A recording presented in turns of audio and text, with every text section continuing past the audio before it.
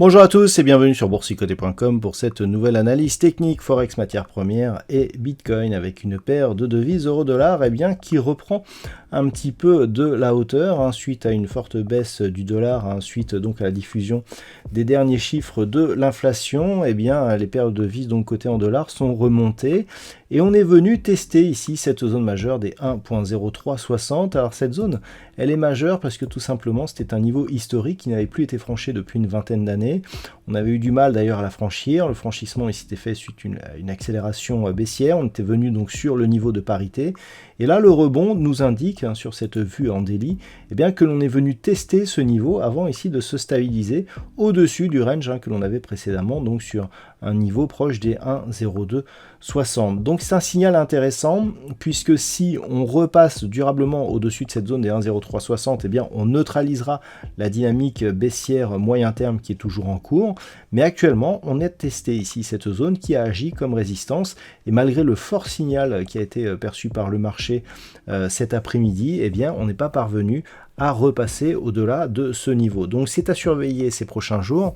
La paire de devises euro-dollar donc reste dans une dynamique baissière moyen terme.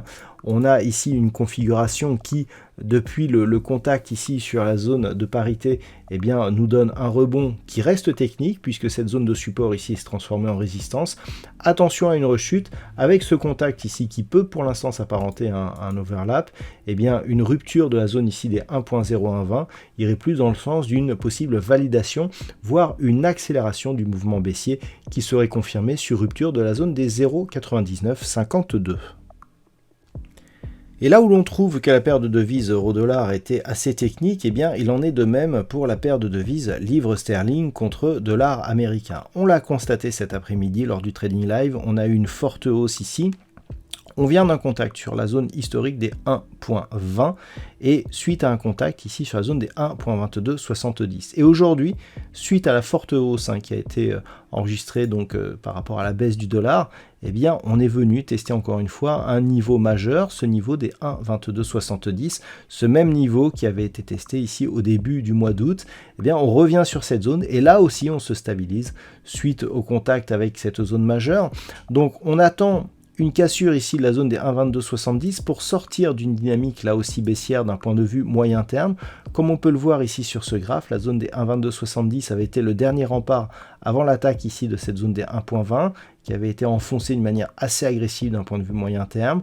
Là, on est sur une zone qui, en cas de cassure, pourrait nous donner un premier signal de retournement sur cette dynamique baissière. Alors pourquoi cela? Tout simplement parce que en cassant la zone des 1,2270, on viendrait tester ici cette zone de point haut que nous avions eu entre deux points bas significatifs ici et ici.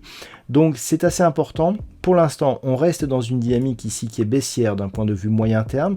Attention donc à une cassure de ce niveau proche des 1.23. Tant que nous sommes sous ces niveaux, la dynamique reste baissière sur cette paire de devises livre sterling contre dollar américain. Et quand on pense qu'un marché est technique, on en a confirmation sur l'or. Depuis quelques jours, je vous indique que nous sommes ici dans une petite dynamique haussière qui pourrait déboucher sur une accélération. Malgré l'accélération que nous avons eue sur le dollar qui a fortement impacté l'or, on est venu tester encore une fois une zone technique, cette zone qui est clairement identifiée depuis quelques semaines à 1807 $ l'once, a été la résistance du jour. On est revenu se stabiliser depuis. Donc globalement, on valide a priori la rupture ici de la zone des 1780.50. Hier, je vous indiquais que cette rupture était possible qu'elle se fasse en deux étapes. On avait ici au franchissement eu un petit test ici qui semblait valider cette zone comme support, mais j'attendais une validation par contact ici sur la zone des 1807 $ l'once. C'est désormais chose faite. Si là aussi on prend un petit peu de recul, on voit que cette zone ici, elle était une zone de support majeur. On voit les multiples contacts que nous avions ici d'un point de vue moyen terme, et clairement, on est ici dans une dynamique baissière. dont pour l'instant, ce support ici des 1807 s'est transformé en résistance. Par contre, si les cours venaient à casser ici cette zone des 1807 $ l'once, on aurait clairement un signal de sortie de cette dynamique baissière qui se neutraliserait entre 1807 et 1880 $ l'once. Ce n'est qu'au-delà des 1880 que l'on aurait un signal de retournement de tendance. Donc à surveiller un éventuel donc franchissement de cette zone des 1807 qui pourrait avoir donc des répercussions sur la dynamique moyen terme. Tant que nous sommes sous ce niveau, la dynamique par contre reste baissière.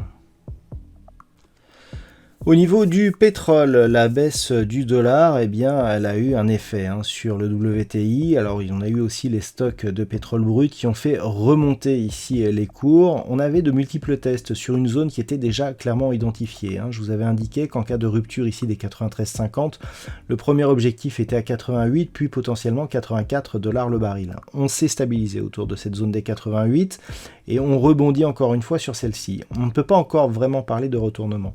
On avait eu ici un premier test avec donc 88 et puis une espèce d'impulsion ici.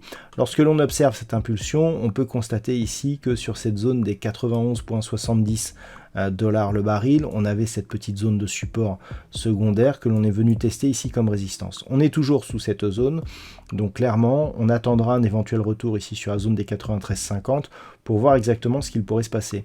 Un petit peu comme sur beaucoup d'actifs qui sont analysés donc sur cette analyse, on est ici sur une phase de rebond qui n'est pas assez forte pour invalider le fond de tendance qui reste toujours orienté à la baisse. Donc on attendra éventuellement un retour sur la zone des 93,50, mais d'un point de vue moyen terme, ce n'est que sur rupture de cette zone ici haussière des 100,90 $ le baril que l'on aurait un vrai signal de retournement. Toutefois, ce que l'on peut remarquer, c'est qu'on a du mal à franchir durablement cette zone ici des 88 $ le baril, donc peut-être un stock de stabilité pour ce pétrole WTI. En tout cas, tant que nous sommes entre ces deux niveaux, 88 ici et 100,90, eh bien, on peut dire que nous sommes entrés dans une phase de neutralisation pour le WTI. Et puis enfin pour le Bitcoin, là où nous sommes sur un fort rebond du Nasdaq aujourd'hui, un Nasdaq qui a bien repris la hausse suite aux chiffres de l'inflation du jour, eh bien le Bitcoin lui reste un petit peu coincé sous sa zone ici des 24 000 $ pour un Bitcoin. On attendait depuis quelques jours une éventuelle poussée haussière. Et là, ce qui est inquiétant, c'est que malgré les signaux positifs que montrent les bourses américaines, on n'a pas cette impulsion, on n'a pas ce suivi sur le Bitcoin qui reste ici coincé dans un petit rebond technique alors qu'il a perdu ici un tiers de sa valeur en quelques jours, passant de 30 000 à 20 000 $ pour un Bitcoin. Donc c'est assez inquiétant techniquement puisque cela montre qu'il y a encore énormément de pression baissière sur cette crypto-monnaie. Pour l'instant, toutefois, d'un point de vue court terme, on reste ici sur une dynamique légèrement haussière. On voit que depuis quelques jours, ici dans cette vue daily, eh bien, la moyenne mobile 20 exponentielle reste support ici de la tendance très court terme. Malgré tout, il n'y a pas d'inscription de nouveaux points hauts significatifs, ou en tout cas avec très peu de volatilité, donc très peu de conviction sur cette tendance. Attention à un éventuel retour sur 20 000. Le signal de baisse serait réactivé sous 18 500 $ pour un Bitcoin. Voilà donc ce que l'on peut dire sur l'analyse technique de ces principaux actifs Forex, matières premières et crypto-monnaies. Je vous souhaite de passer une très bonne soirée. On se retrouve dès demain pour d'autres analyses techniques, toujours sur le site boursicoté.com.